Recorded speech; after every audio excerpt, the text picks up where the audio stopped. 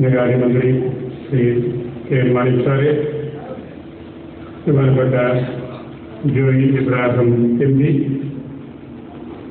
പ്രിയപ്പെട്ട George Varghese, mister Shaju Alex, പ്രിയപ്പെട്ട രാജീവ്, ബഹുമാനായ ജേക്കബ് മുണ്ടയ്ക്കൽ, പ്രിയപ്പെട്ട സെക്രട്ടറിമാരെ, AKCCയുടെ ഗുണകാംക്ഷികളായ പ്രിയപ്പെട്ട സഹോദരി സഹോദരന്മാരെ,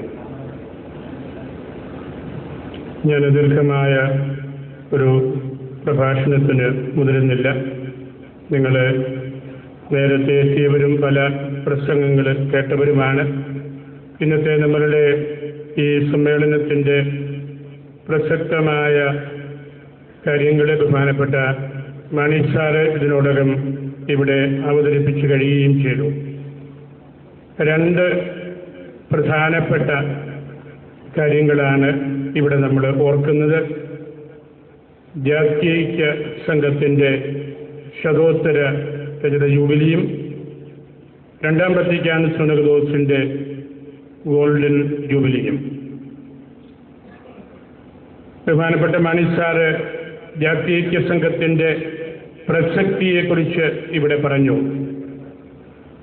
1653 കൂനൻകുരിശ് സത്യത്തിന് ശേഷം വിഭജിക്കപ്പെട്ട സുറിയാനിക്കാരെ നമ്മളെ ഒന്നിപ്പിക്കാൻ നസ്രാനി സമുദായം നേതൃത്വം എടുത്ത് രൂപം കൊടുത്ത ഒരു വലിയ സഭൈക്യ പ്രസ്ഥാനമാണ് ജാത്യൈക്യ സംഘം.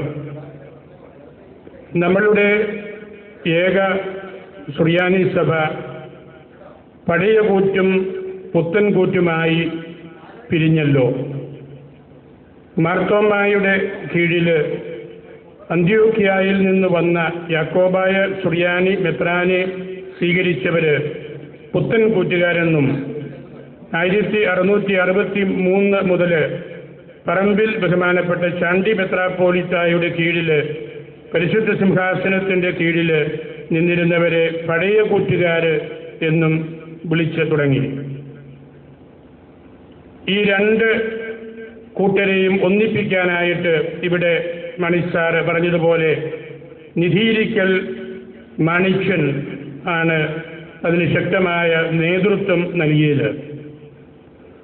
പുത്തൻകൂറിലെ പുലിക്കോട്ടിൽ മാർ ദിവന്യാസിയോസും നമ്മളുടെ നിധീരിക്കൽ മാണിക്യനും ചേർന്ന് കോട്ടയം കേന്ദ്രമാക്കി ആരംഭിച്ചതാണ് ജാത്യൈക്യ സംഘം അല്ലെങ്കിൽ ജാത്യൈക്യ പ്രസ്ഥാനം. അതിൻ്റെ നിയമാവലിയെക്കുറിച്ച് അതിൻ്റെ പ്രസക്തിയെക്കുറിച്ചെല്ലാം ബഹുമാനപ്പെട്ട കച്ചറമ്പറ്റം ജോൺ സാറ് വളരെ ആധികാരികമായ വ്യാഖ്യാനങ്ങൾ നൽകിയിട്ടുണ്ട്. അദ്ദേഹത്തിൻ്റെ പുസ്തകമുണ്ട്. അദ്ദേഹം അടുത്ത നാളിൽ ദീപനാളത്തിൽ അതേക്കുറിച്ച് എഴുതിയിരുന്നു. നിങ്ങളിൽ പലരും അത് ശ്രദ്ധിച്ചിട്ടുള്ളവരാണ്. എന്നാൽ ഇവിടെ പറഞ്ഞതുപോലെ ലെവീഞ്ച് മെത്രാപ്പോലീത്തായ്ക്ക് നമ്മൾ പുത്തൻ കൂറ്റുകാരുമായിട്ട് ഇടപഴകുന്നതും മാണിക്യൻ അവരുടെ പക്കൽ കൂടുതൽ ബന്ധപ്പെടുന്നതും അദ്ദേഹത്തിന് ഒട്ടും ഇഷ്ടമായില്ല. അതുകൊണ്ട് ലെവീഞ്ച് മെത്രാപ്പോലീത്ത തന്നെ ഈ ജാത്യൈക്യ സംഘത്തിൻ്റെ പ്രവർത്തന പരിപാടികൾ നിയന്ത്രിക്കുകയും ഒരു പരിധിവരെ അത് വിലക്കുകയും എല്ലാം ചെയ്തു. മാണിക്യന് നിധീരിക്കൽ മാണിക്യന് അത് വലിയ മാനസിക സംഘർഷം ഉണ്ടാക്കി. അദ്ദേഹം മണിസാർ ഇവിടെ പറഞ്ഞു, അക്ഷരാർത്ഥത്തിൽ അത് ശരിയാണ്. അദ്ദേഹത്തിൻ്റെ ശത്രുക്കൾ പോലും അദ്ദേഹത്തെ വിളിച്ചിരുന്നത് ഈവിൾ ജീനിയസ് എന്നാണ്. പാശ്ചാത്യ മേലധികാരികൾ പറയുന്നത് അതേപടി മാണിക്യൻ സമ്മതിക്കാത്തത് കൊണ്ട് അദ്ദേഹത്തെ ഈവിൾ എന്ന് അവർ വിളിക്കാൻ പരിശ്രമിച്ചു. പക്ഷേ ആ സമയത്ത് പോലും അവർ മാണിക്യൻ ജീനിയസ് ആണ് എന്ന് കൂട്ടിച്ചേർത്തു. അതുകൊണ്ടാണ് ചരിത്ര രേഖകളിൽ ഈവിൾ ജീനിയസ് എന്ന് ഇൻവെർട്ടഡ് കോമയിൽ മാണിക്യനെ കുറിച്ച് പറഞ്ഞിട്ടുണ്ട്.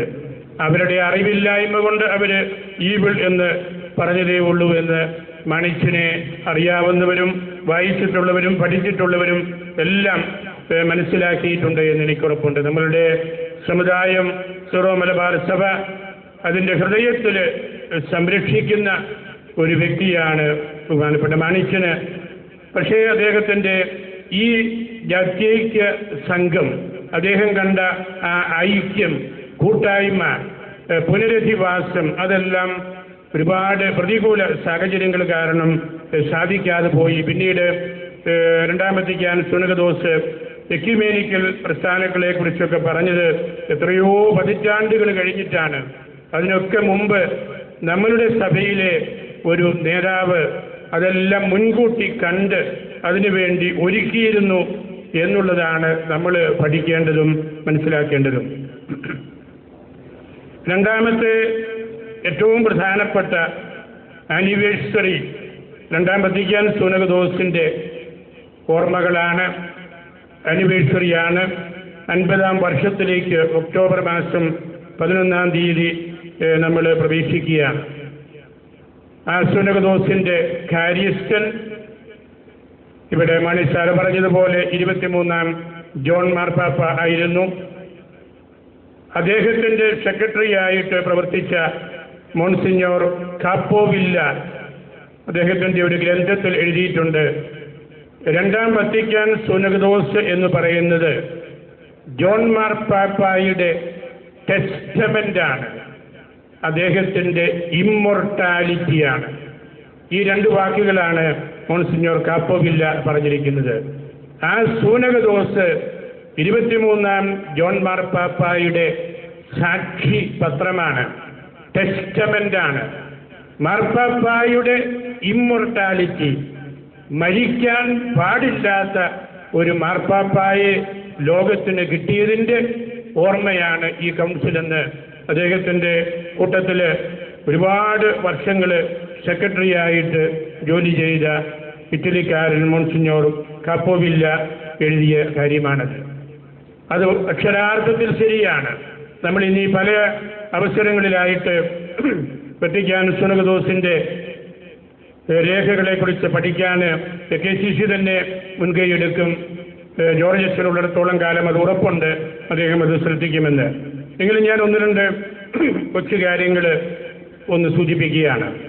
ഈ കൗൺസില് ഉദ്ഘാടനം ചെയ്തുകൊണ്ട് 23-ാം ജോൺ മാർപ്പാപ്പ പറഞ്ഞ ഒരു പ്രസംഗമുണ്ട്. ഇന്ന് 50 കൊല്ലം കഴിഞ്ഞ് പണ്ഡിതന്മാർ, ദൈവശാസ്ത്രജ്ഞന്മാർ പറയുന്നത് വാസ്തവത്തിൽ ആ പ്രസംഗത്തിൻ്റെ കമൻ്ററി എഴുതിയാൽ മതി വത്തിക്കാൻ സുനകദോസിൻ്റെ 16 പ്രമാണരേഖകളുടെയും കമൻ്ററിയാകും. ഞാനൊരു ലത്തീൻ മൂലഭാഷയിൽ കണ്ടതാണ്. 959 മുതൽ ഈ പ്രസംഗം ഈ മാർപ്പാപ്പ ഒരുങ്ങുകയായിരുന്നു. 62 ഒക്ടോബർ 11 പറയാനുള്ള ഈ പ്രസംഗം മാർപ്പാപ്പ ഇത്രയും വർഷങ്ങൾ ഒരുങ്ങി സ്വന്തം കൈപ്പടയിൽ എഴുതി വായിച്ച പ്രസംഗമാണ്. ആ പ്രസംഗത്തിലെ 2-3 വാക്യങ്ങൾ ഇതുപോലെയാണ്.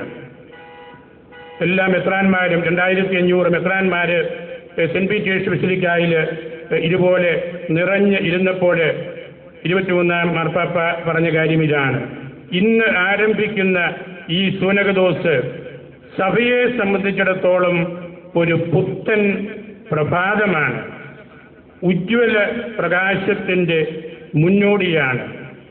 ഈ പൊൻ പുലരിയിൽ തന്നെയും എത്രമാത്രം ആനന്ദമാണ് നമ്മളുടെ എല്ലാവരുടെയും ഹൃദയങ്ങളിൽ. ഇവിടെയുള്ള സകലതും വിശുദ്ധി ഒഴുക്കുകയാണ്, ആനന്ദം ഒഴിക്കുകയാണ്. പ്രകാശം വർഷിച്ചുകൊണ്ട് ഈ ദേവാലയത്തിൻ്റെ മഹത്വത്തിന് മാറ്റുകൂട്ടുന്ന നക്ഷത്രങ്ങളെയാണ് നാം ഇവിടെ കാണുന്നത്. യോഹന്നാൻ ശ്ലീഹായുടെ സാക്ഷ്യമനുസരിച്ച് മെത്രാന്മാരായ നിങ്ങളാണ് ഈ നക്ഷത്രങ്ങൾ. അപ്പസ്തോല പ്രമുഖനായ പത്രോസിൻ്റെ കുഴിമാടത്തിന് ചുറ്റും കത്തി ജ്വലിക്കുന്ന സ്വർണ്ണ വിളക്കുകളാണ് നിങ്ങളിൽ ഞാൻ ദർശിക്കുന്നത്. അതായത് സഭയുടെ പ്രവർത്തനങ്ങൾ നിങ്ങളെയാണ് ദൈവം പരമേൽപ്പിച്ചിരിക്കുന്നത്. ഇതാണ് ആ പ്രസംഗത്തിൻ്റെ ആരംഭ ഭാഗം. അതൊരു 35-40 മിനിറ്റുള്ള പ്രസംഗമാണ്. എല്ലാ വിഷയങ്ങളെക്കുറിച്ചും സഭ അഭിമുഖീകരിക്കാൻ പോകുന്ന ഓരോ കാര്യത്തെയും എടുത്ത് പറഞ്ഞ് അതെങ്ങനെയാണ് നമ്മൾ കാണേണ്ടത്, കൈകാര്യം ചെയ്യേണ്ടത് എന്ന് മാർപ്പാപ്പ പറയുകയാണ്. അതിൻ്റെ അവസാനത്തിൽ മണിസാറ് പറഞ്ഞ ആ കാര്യം തന്നെ മാർപ്പാപ്പ പറഞ്ഞു, ഈ സൂനകദോസ് വഴി 3 കാര്യങ്ങൾ നേടണം. 1, സഭയുടെ ജനാലുകൾ എല്ലാം തുറന്നിടണം. 2, സഭയിലെ പൊടിപടലങ്ങൾ എല്ലാം അടിച്ച് തൂത്ത് വൃത്തിയാക്കണം. 3, ശുദ്ധവായു ഉള്ളിലേക്ക് പ്രവേശിക്കുന്നുണ്ട് എന്ന് നമ്മൾ ഉറപ്പുവരുത്തണം.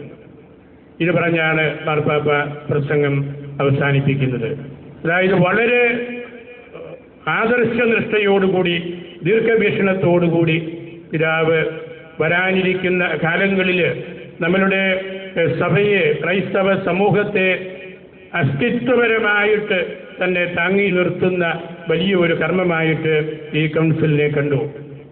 നമുക്കറിയാം, ഈ കൗൺസിലിൽ നമ്മളുടെ ഭാരതത്തിൽ നിന്ന് വലിയ പ്രാതിനിധ്യം, അതായത് ആ കൗൺസിലിൽ എല്ലാ കത്തോലിക്ക മെത്രാന്മാരും ഉണ്ടായിരുന്നു. എന്നാൽ 5 മെത്രാന്മാർക്ക് അതിൽ പ്രത്യേകമായ കമ്മീഷനുകളിൽ ശുശ്രൂഷ ചെയ്യുവാനുള്ള പ്രത്യേക ദൗത്യം കിട്ടിയിരുന്നു. അത് 1 ബോംബെ കാർഡിനലായിരുന്ന കാർഡിനൽ വലേറിയൻ ഗ്രേഷ്യസ് ആയിരുന്നു. 2 നമ്മുടെ കർദിനാൾ Joseph Parecattil, 3 archbishop Mathew Kavukatt, 4 archbishop Benedict Mar Gregorios, 5 bishop Sebastian Vayalil. നമ്മളുടെ സ്വന്തം പിതാവിനെ അവർ വിദ്യാഭ്യാസത്തിൻ്റെയും സെമിനാരി പരിശീലനത്തിൻ്റെയും പ്രത്യേകമായിട്ടുള്ള കമ്മീഷനുകളിൽ വെച്ചിരുന്നു. നമ്മളുടെ സിറോ മലബാർ സഭയിൽ നിന്ന് 7 പിതാക്കന്മാരാണ് അന്ന് 2-ാം വത്തിക്കാൻ സുനകദോസിൽ പങ്കെടുത്തത്. നമുക്കന്ന് 7 പേരെ ഉണ്ടായിരുന്നുള്ളൂ. പാറേക്കാട്ടിൽ പിതാവ്, കാവുകാട്ട് പിതാവ്, തൃശ്ശൂരെ ആലപ്പാട്ട് പിതാവ്, തലശ്ശേരിയിലെ വള്ളോപ്പള്ളി പിതാവ്, കോതമംഗലത്തെ പോത്തനാമഴി പിതാവ്, കോട്ടയത്തെ തറയിൽ പിതാവ്, നമ്മളുടെ വയലിൽ പിതാവ്. അങ്ങനെ സിറോ മലബാർ സഭയിലെ 7 പിതാക്കന്മാർ അതിൽ പങ്കെടുത്തു. നമ്മുടെ സ്വന്തം പിതാവിന് അതിൽ 2 കമ്മീഷനുകളിൽ പ്രത്യേകമായിട്ട് ശുശ്രൂഷ ചെയ്യുവാനായുള്ള അവസരം കിട്ടി എന്നതും വളരെ വിലപ്പെട്ട കാര്യമാണല്ലോ. ഈ കൗൺസിൽ 16 പ്രമാണരേഖകൾ പുറപ്പെടുവിച്ചു. അതെല്ലാം മലയാളത്തിലും ഇന്ന് നമുക്ക് നമ്മുടെ കരങ്ങളിൽ ഉണ്ട് എന്നെനിക്കുറപ്പുണ്ട്. ഈ കൗൺസിൽ 4 ഘട്ടങ്ങളിലായിട്ടാണ് നടത്തപ്പെട്ടത്. 281 ദിവസങ്ങളാണ് കൗൺസിലായിട്ട് അവിടെ കൂടിയത്. ഈ 62 മുതൽ 65 വരെയുള്ള കാലഘട്ടങ്ങളിൽ 4-5 മാസങ്ങൾ കഴിഞ്ഞപ്പോൾ പിതാക്കന്മാർ അവരുടെ രാജ്യങ്ങളിലേക്ക്, രൂപതകളിലേക്ക് പോയി. വീണ്ടും അവരെ തിരിച്ചു വിളിച്ചു. അങ്ങനെ 281 ദിവസങ്ങളിൽ ആയിട്ട് കൂടിയ സമ്മേളനമാണ് 2-ാം വത്തിക്കാൻ സുനകദോസ്. ഞാൻ വടവാതൂർ സെമിനാരിയിൽ പഠിപ്പിച്ചുകൊണ്ടിരുന്ന അവസരത്തിൽ ഈ കൗൺസിലിൻ്റെ പ്രമാണ രേഖകളെക്കുറിച്ച് ഒരു സാമാന്യം വലിയ ഗ്രന്ഥം എഡിറ്റ് ചെയ്ത് തയ്യാറാക്കിയിരുന്നു, പ്രസിദ്ധീകരിച്ചു. അതിൽ കൂടപ്പടയച്ചന്, പാത്തിക്കുളങ്ങരയച്ചന്, പെരുന്തോട്ടം പിതാവ് തുടങ്ങിയ വലിയ ഗ്രന്ഥകാരന്മാരും പണ്ഡിതന്മാരും അവരോട് കൂടുതൽ ബന്ധപ്പെട്ട ലേഖനങ്ങളുടെ വ്യാഖ്യാനം നൽകിയിട്ടുണ്ട്. അത് 900 പേജുള്ള മലയാളത്തിലുള്ളൊരു പുസ്തകമാണ്. ഞാൻ ആ പുസ്തകം തയ്യാറാക്കിയപ്പോൾ എനിക്കൊരു ആഗ്രഹമുണ്ടായിരുന്നു, ഈ കൗൺസിലിൽ പങ്കെടുത്ത ഒരു പിതാവ് അതിനൊരു അവതാരിക എഴുതി തരണമെന്ന്. ഞാനന്ന് കോട്ടയത്ത് നിന്ന് വള്ളോപ്പള്ളി പിതാവ്, തലശ്ശേരിയിലെ വള്ളോപ്പള്ളി പിതാവ് അന്ന് വിശ്രമ ജീവിതത്തിലാണ്. ഞാൻ അദ്ദേഹത്തോട് ഫോണിൽ വിളിച്ച് ഇങ്ങനെയൊരു കാര്യം പറഞ്ഞു. അപ്പോൾ പിതാവ് വളരെ സന്തോഷപൂർവ്വം അത് സ്വീകരിച്ചു. പിതാവ് ചെയ്തൊരു കാര്യം, 9 കടലാസുകളിൽ പിതാവ് സ്വന്തം കൈപ്പടയിൽ അവതാരിക എഴുതിയിട്ട് പിതാവ് വാർദ്ധക്യത്തിലാകൊണ്ട് നമുക്ക് വായിച്ചെടുക്കാൻ വിഷമമായിരിക്കും എന്ന് കരുതി പിതാവിനെ ശുശ്രൂഷിക്കുന്ന സെമിനറിക്കാരനെ കൊണ്ട് പിതാവ് തന്നെ അത് മുഴുവൻ വായിച്ച് കേൾപ്പിച്ച് അതിൻ്റെ ഒരു പകർപ്പ് കോപ്പിയും കൂടെ വെച്ച് 2 കോപ്പികളാണ് പിതാവ് എനിക്ക് പോസ്റ്റിൽ അയച്ചു തന്നത്. എനിക്ക് അതിശയം തോന്നി. എന്തുമാത്രം താല്പര്യത്തോടു കൂടിയാണ് പിതാവ് അത് ചെയ്തത്. സ്വന്തം കൈപ്പടയിലുള്ള ആ കടലാസുകളും അതുതന്നെ ഒരു ശമാശനെ കൊണ്ട് മലയാളത്തിൽ എഴുതി എടുപ്പിച്ച്, അതായത് എനിക്ക് പിടികിട്ടാത്ത വായിച്ചെടുക്കാൻ വിഷമമുള്ള വാക്കുകൾ കാണുമോ എന്ന് കരുതി. അതായിരുന്നു പിതാവിൻ്റെ ജാഗ്രത. ഇങ്ങനെ ഒരു കമൻ്ററി, വത്തിക്കാൻ സുനകദോസിൻ്റെ കമൻ്ററി വരുന്നു, അതിന് ഒരു അവതാരിക എഴുതാൻ പറ്റുന്നല്ലോ എന്ന് ഓർത്തപ്പോൾ പിതാവിന് വലിയ സന്തോഷമായി. കാരണം അദ്ദേഹം ആ കൗൺസിലിൽ പങ്കെടുത്ത ആളാണ്. നമ്മുടെ സഭയ്ക്ക് വേണ്ടി പ്രസംഗിച്ചതും വള്ളോപ്പള്ളി പിതാവാണ്. പിതാവ് എനിക്ക് തന്ന അവതാരികയിൽ ഞാൻ എൻ്റെ പുസ്തകത്തിൽ ചേർത്തിരിക്കുന്ന പിതാവിൻ്റെ അവതാരികയിൽ ഒന്ന് രണ്ട് കാര്യം നിങ്ങളുടെ അറിവിലേക്കായിട്ട് വായിക്കുകയാണ്. വള്ളോപ്പള്ളി പിതാവിൻ്റെ അദ്ദേഹം ഇത് പറയുന്ന പശ്ചാത്തലം പൗരസ്ത്യ സഭകളെക്കുറിച്ചുള്ള ഡിഗ്രി ചർച്ച ചെയ്തപ്പോൾ നമ്മളുടെ വടക്കേന്ത്യയിൽ നിന്നുള്ള പിതാക്കന്മാർ, പ്രത്യേകിച്ച് ആഗ്രയിലെ പിതാവ് അതിന് എതിര് പറഞ്ഞു. അതായത് ഓറിയന്റൽസ്, പൗരസ്ത്യര് എല്ലാം കയറി പിടിക്കിടക്കുന്നു, അവർക്ക് പ്രത്യേക ഡിഗ്രി ഒന്നും വേണ്ട എന്ന് പറഞ്ഞുള്ള തർക്കം വന്ന കാര്യം മനസ്സിൽ വെച്ചുകൊണ്ടാണ് പിതാവ് എഴുതുന്നത്. പിതാവിൻ്റെ വാക്കുകൾ ഞാൻ വായിക്കുകയാണ്. ഈ ഭാഗം കൗൺസിലിൽ ചർച്ചയ്ക്ക് വന്നപ്പോൾ ആഗ്ര ആർച്ച് ബിഷപ്പായിരുന്ന ഡൊമിനിക് പിതാവ് അതിനെ എതിർത്തു.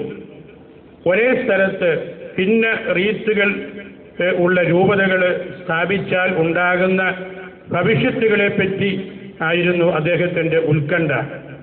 അതിനാൽ സിനഡിൻ്റെ നക്കലിൽ, അതിൻ്റെ ആദ്യ ഡ്രാഫ്റ്റിൽ പറഞ്ഞിരിക്കുന്ന വിധത്തിൽ രേഖ അംഗീകരിക്കാൻ പാടില്ല എന്നതായിരുന്നു അദ്ദേഹത്തിൻ്റെ വാദം. ഇതിനെ ഖണ്ഡിച്ചുകൊണ്ടാണ് 1963 നവംബർ 18 ഭാരതത്തിലെ സീറോ മലബാർ, സീറോ മലങ്കര സഭകളുടെ നാമത്തിൽ ഞാനൊരു പ്രസംഗം ചെയ്തത്. ലത്തീൻ ഭാഷയിലായിരുന്നു എൻ്റെ പ്രസംഗം. എൻ്റെ പ്രസംഗം ഒരുക്കാനായിട്ട് എന്നെ സഹായിച്ചത് CMI സഭയിൽപ്പെട്ട ബഹുമാനപ്പെട്ട പ്ലാസിഡച്ചനായിരുന്നു. സുറിയാനിക്കാർ വരാപ്പുഴ ലത്രീൻ മെത്രാന്മാരുടെ ഭരണത്തിന് കീഴിൽ ആയിരുന്നപ്പോൾ ഉണ്ടായ അനുഭവങ്ങളെപ്പറ്റിയും 1896 സ്വന്തം റീത്തിൽപ്പെട്ട മെത്രാന്മാരെ ലഭിച്ചതിന് ശേഷം മലബാർ സഭയ്ക്കുണ്ടായ പുരോഗതിയെക്കുറിച്ചും ഞാൻ അതിൽ സവിസ്തരം സംസാരിച്ചു. 1923 സിറോ മലബാർ സഭയ്ക്ക് സ്വന്തം ഹൈറാർക്കി സ്ഥാപിച്ചുകൊണ്ട് 11-ാം പിയൂസ് പാപ്പ പ്രസിദ്ധപ്പെടുത്തിയ ബൂളായിൽ തദ്ദേശീയ മെത്രാന്മാരെ കിട്ടിയതിനു ശേഷം ഈ സഭയ്ക്കുണ്ടായ പുരോഗതി അത്ഭുതാവഹം ആണ് എന്ന് വിശേഷിപ്പിച്ചിട്ടുണ്ട്. 1953 മലബാറിൽ കുടിയേറ്റക്കാർക്ക് വേണ്ടി തലശ്ശേരി രൂപത സ്ഥാപിച്ചതിൻ്റെ ഫലമായി ഇവിടെ ഞങ്ങൾക്കുണ്ടായ പുരോഗതിയെക്കുറിച്ചും എൻ്റെ പ്രസംഗത്തിൽ ഞാൻ സൂചിപ്പിച്ചു. ഏതായാലും കൗൺസിൽ പിതാക്കന്മാർ ആഗ്ര ആർച്ച് ബിഷപ്പിൻ്റെ വാദഗതികൾ തള്ളിക്കളയുകയും എൻ്റെ പ്രസംഗം സന്തോഷപൂർവ്വം സ്വീകരിക്കുകയും ചെയ്തു. വള്ളോപ്പള്ളി പിതാവിൻ്റെ പ്രസംഗത്തിൻ്റെ ഒരു പ്രസക്തമായ ഭാഗമാണ് ഞാൻ വായിച്ചത്. ഞാനിത് പറഞ്ഞത് നമ്മൾ 50 വർഷങ്ങൾ കഴിഞ്ഞ ഒരു കൗൺസിലിൻ്റെ ചരിത്രം പഠിക്കുമ്പോൾ അതിൽ സജീവമായിട്ട് പങ്കെടുത്ത നമ്മളുടെ പിതാക്കന്മാരുടെ ആ കാഴ്ചപ്പാടാണ് നമ്മൾ എടുക്കേണ്ടത്. പ്രത്യേകിച്ച് വള്ളോപ്പള്ളി പിതാവിൻ്റെയും നമ്മളുടെ സ്വന്തം വയലിൽ പിതാവിൻ്റെയും, രണ്ടുപേരും നമ്മുടെ സ്വന്തമാണ്, പാലായുടെ സ്വന്തം പിതാക്കന്മാരാണ്. അവർക്ക് ആ കൗൺസിലിൽ 2850 പിതാക്കന്മാരുണ്ടായിരുന്ന ആ കൗൺസിലിൽ അവർക്ക് കിട്ടിയ അവസരവും അവർ നടത്തിയ ശുശ്രൂഷകളും പ്രഭാഷണങ്ങളും എല്ലാം ഇന്ന് നമുക്ക് കൗൺസിലിനെ കുറിച്ച് പഠിക്കുമ്പോൾ വളരെ താല്പര്യമായിട്ട് നമ്മൾ ഹൃദയത്തിൽ സൂക്ഷിക്കേണ്ട കാര്യമാണ്. ഞാൻ ദീർഘിപ്പിക്കുന്നില്ല. 2-ാം വത്തിക്കാൻ സുനകദോസിൻ്റെ പ്രമാണരേഖകൾ പഠിക്കുക എന്നത് എവറസ്റ്റ് കൊടുമുടി കയറുന്നത് പോലെയാണ്. ഞാൻ 2.5 വർഷം ഊണും ഉറക്കവും നടപ്പും എല്ലാം മാറ്റിവെച്ച് ചെയ്ത ഒരു ജോലിയാണ് ആ പുസ്തകത്തിൻ്റെ ഒരു കമൻ്ററി. അത് പഠിച്ച് അത് പഠിപ്പിക്കുക, അല്ലെങ്കിൽ ആ രേഖകൾ മുഴുവൻ വായിക്കുക എവറസ്റ്റ് കയറുന്നത് പോലെയാണ്. എവറസ്റ്റ് കയറുമ്പം പലരും തലകറങ്ങി വീഴും, ഹാർട്ട് അറ്റാക്ക് വന്ന് മരിച്ചവരുണ്ട്, പേടിച്ച് മടങ്ങിപ്പോകുന്നവരുണ്ട്. ഇതൊന്നും അവര് ബലഹീനന്മാരായതുകൊണ്ടല്ല, അവർക്ക് ആരോഗ്യമില്ലാത്തത് കൊണ്ടുമല്ല, എവറസ്റ്റിന്റെ ഔന്നത്യം കൊണ്ടാണ്, അതിൻ്റെ മഹിമയുടെ ആ വലിയ ഉയരം കൊണ്ടാണ്. അതുകൊണ്ട് രണ്ടാം വത്തിക്കാൻ സുനകദോസിന്റെ പ്രമാണരേഖകൾ വായിച്ച് പഠിക്കുക എന്നത് വളരെ വിഷമം പിടിച്ചൊരു കാര്യമാണ്. കടുത്ത നിശ്ചയദാർഢ്യം ഉള്ളവർക്ക് മാത്രമേ അത് മുഴുവൻ വായിച്ച് തീർക്കാൻ പറ്റും. നിങ്ങൾ എൻ്റെ സ്വന്തം മക്കളാണ്. ഞാൻ നിങ്ങളെ വെല്ലുവിളിക്കുകയാണ്. ഈ കൗൺസിലിൻ്റെ ജൂബിലി ആഘോഷിച്ച് തീരുന്നതിന് മുമ്പ് എത്ര പേർക്ക് നിങ്ങൾ ആ പ്രമാണരേഖകൾ 16 ഒരു പ്രാവശ്യമെങ്കിലും ഒന്ന് വായിച്ചു തീർക്കാൻ സാധിക്കുമെന്നത് ഞാൻ വെല്ലുവിളിക്കുകയാണ്. അങ്ങനെ ആർക്കെങ്കിലും സാധിച്ചാൽ അത് വലിയ കാര്യമായിരിക്കും. സഭയോട് ചെയ്യാവുന്ന വലിയൊരു പ്രതിബദ്ധതയായിരിക്കും. അതിനേക്കാൾ കൂടുതലായ ഒരു ആഘോഷം രണ്ടാം വത്തിക്കാൻ സുനകദോസിനെ കുറിച്ച് നമുക്ക് ആർക്കും ചെയ്യാനില്ല. ഞാൻ ഈ കഴിഞ്ഞ ആഴ്ചയിൽ ഇംഗ്ലണ്ടിൽ നിന്ന് പ്രസിദ്ധീകരിക്കുന്ന ടാബ്ലറ്റ് എന്ന് പറയുന്നൊരു വീക്കിലിയുണ്ട്, ഇംഗ്ലീഷ് വീക്കിലി, തിയോളജിക്കൽ വീക്കിലിയാണ്. അതിനകത്തൊരു സംഭവം പറഞ്ഞിട്ടുണ്ട്. ഒരു അധ്യാപകൻ രണ്ടാം വത്തിക്കാൻ സുനകദോസ് എന്താണെന്ന് ഒരു കോളേജിലാണ് കുട്ടിയോട് ചോദിച്ചു. ഒരു കുട്ടി പെട്ടെന്ന് കൈപൊക്കി, എനിക്കറിയാം, മാർപ്പാപ്പായുടെ സമ്മർ റെസിഡൻസ് ആണ് എന്ന് പറഞ്ഞു. ഇംഗ്ലണ്ടിൽ അറിവിൻ്റെ കുഴപ്പമൊന്നുമില്ല. 50 കൊല്ലങ്ങൾ കഴിഞ്ഞിട്ടും ആ കോളേജ് വിദ്യാർത്ഥി മനസ്സിലാക്കിയിരിക്കുന്നത് രണ്ടാം വത്തിക്കാൻ സുനകദോസ് മാർപ്പാപ്പായുടെ സമ്മർ റെസിഡൻസ് ആണെന്നാണ്. അതാണ് ആ കൗൺസിലിനെ കുറിച്ച് ഉള്ള ഒരു ബുദ്ധിമുട്ട് പിടിച്ച കാര്യം. ഒരു കൗൺസിലാകുന്നത് നമ്മളതിനെ സ്വീകരിക്കുമ്പോഴാണ്, നമ്മളതിനെ വായിക്കുമ്പോഴാണ്, നമ്മളിത് പഠിക്കുമ്പോഴാണ്, നമ്മൾ ആ കാര്യം മറ്റുള്ളവരെ പഠിപ്പിക്കുമ്പോഴാണ്. അല്ലെങ്കിൽ അത് പൂജ്യമായിട്ട് ആരും തൊടാതെ ചുക്രിയും അതുപോലുള്ള പ്രാണികളുമൊക്കെ പിടിച്ച് എവിടെയെങ്കിലും നമ്മുടെയൊക്കെ പുസ്തക ശേഖരത്തിൻ്റെ കൂട്ടത്തിൽ കാണും. അതുകൊണ്ട് ഞാൻ വേറെ ഒരിടത്തും പോയി ഈ വെല്ലുവിളി നടത്താറില്ല. നിങ്ങളോട് പറയുന്നത് നിങ്ങൾ എൻ്റെ സ്വന്തം ആളായതുകൊണ്ടാണ്. നിങ്ങൾക്ക് ഈ കൗൺസിൽ പ്രമാണരേഖകൾ 16 ഒന്ന് വായിച്ച് തീർക്കാൻ സാധിക്കണം. AKCCയുടെ ആളുകൾക്ക് അതിന് സാധിക്കണം. നമ്മൾ സഭാ ശുശ്രൂഷകരാണ്. നമ്മളുടെ സഭയുടെ പാരമ്പര്യത്തെ നമ്മൾ ആദരിക്കുന്നവരാണ്, ബഹുമാനിക്കുന്നവരാണ്. അതിന് ഈ പ്രബുദ്ധമായ നിറഞ്ഞ് കവിഞ്ഞു നിൽക്കുന്ന ഈ സദസ്സിന് സാധിക്കണം. അത്തരത്തിലുള്ള ഒരു കാഴ്ചപ്പാട് നിങ്ങൾക്ക് ബഹുമാനപ്പെട്ട ജോർജ് വർഗീസ് അച്ഛനും ഷാജു അലക്സും ഒക്കെ നൽകുമെന്ന് എനിക്ക് ഉറപ്പുണ്ട്. അങ്ങനെയുള്ള നിശ്ചയദാർഢ്യത്തോടുകൂടി സഭയുടെ പ്രബോധനങ്ങൾ പഠിക്കണമെന്നുള്ള ആ ഒരു ആവേശത്തോടുകൂടി രണ്ടാം വത്തിക്കാൻ സുനകദോസിന്റെ ജൂബിലി ആഘോഷിക്കാൻ നമുക്ക് സാധിക്കട്ടെ എന്ന് മാത്രം ആശംസിച്ച് എൻ്റെ വാക്കുകൾ ഞാൻ ഉപസംഹരിക്കുന്നു.